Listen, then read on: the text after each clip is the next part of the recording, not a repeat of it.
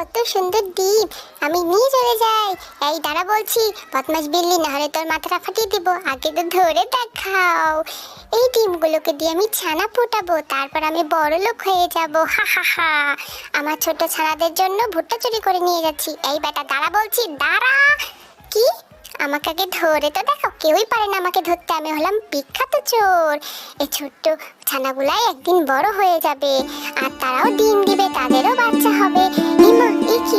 এরা তো আকাশে উঠতে পারে, কত সুন্দর করে আকাশে উড়ে বেড়াচ্ছে। আমারও তো এমন পাখা চাই, কিন্তু আমার তেমন পাখা নাই।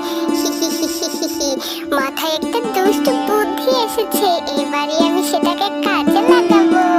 এই হাঁস, চল চল, তোদের চামড়াগুলো আমাকে দিয়ে দে। হি হি হি হি। তোদের চামড়া দিয়ে আমি আমার সুন্দর পাখা বানাবো। এই তোমার সুন্দর পাখা, এখন আমি আকাশে উড়ে বেড়াবো। আকাশে বাতাসে চল, সাথে উড়ে চল, হাই হা।